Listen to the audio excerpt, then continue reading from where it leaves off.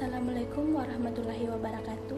Saya Husnul Khatimah dari kelas Ekonomi Syariah A dengan NIM 2520203860202013. Pada kesempatan kali ini, saya akan menjelaskan materi tentang sumber daya manusia atau SDM. Materi manajemen sumber daya manusia. Yang pertama, definisi dan fungsi manajemen sumber daya manusia atau MSDM adalah proses perencanaan, pengorganisasian, pengarahan, dan pengendalian aktivitas yang berkaitan dengan pengelolaan tenaga kerja dalam organisasi. MSDM berfungsi memastikan organisasi memiliki karyawan yang kompeten, produktif, termotivasi untuk mencapai tujuan perusahaan.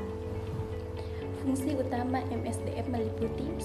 Perencanaan SDM, 2. Rekrutmen dan seleksi, 3. Pelatihan dan pengembangan, 4. Penilaian kinerja, 5. Kompetensi dan penghargaan, hubungan industrial, dan keselamatan dan kesehatan kerja.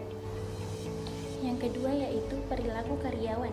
Karyawan merujuk pada tindakan, sikap, dan respon individu terhadap lingkungan pekerjaan. Perilaku ini dipengaruhi nilai, sikap, motivasi, dan kebutuhan, serta budaya organisasi. Perilaku karyawan memengaruhi kinerja individu, produktivitas tim, dan efisien organisasi secara keseluruhan. Oleh karena itu, sangat penting memahami ilmu perilaku karyawan agar kinerja karyawan maksimal. Dengan memahami perilaku karyawan, pimpinan dapat membangun komunikasi yang lebih intens dan dapat membangun hubungan emosional karyawan yang berdampak kepada kinerjanya. Yang ketiga yaitu mencocokkan pekerjaan dan individu.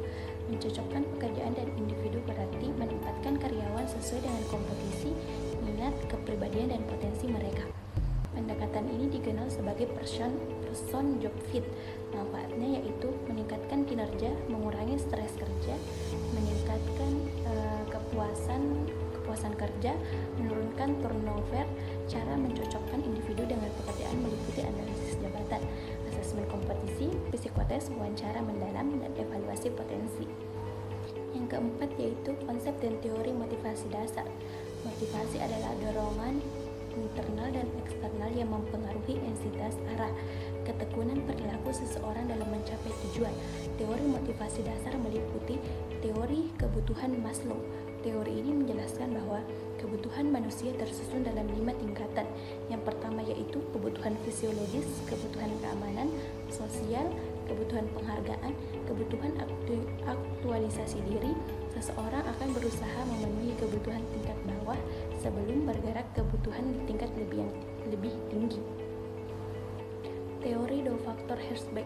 Herzberg membagi faktor yang memengaruhi motivasi menjadi 2. Faktor higienis, yaitu gaji, kondisi kerja, mencegah ketidakpuasan. Yang kedua yaitu faktor motivator, pencapaian atau pengakuan, tanggung jawab, meningkatkan motivasi dan kepuasan. Teori harapan.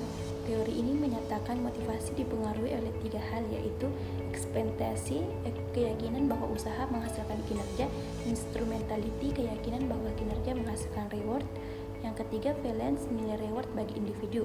Teori-teori ini membantu memahami faktor yang dapat meningkatkan motivasi kerja karyawan. Yang terakhir, meningkatkan motivasi karyawan.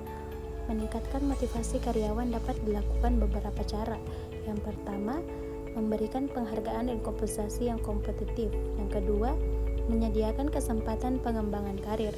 Yang ketiga, meningkatkan komunikasi dan keterlibatan karyawan.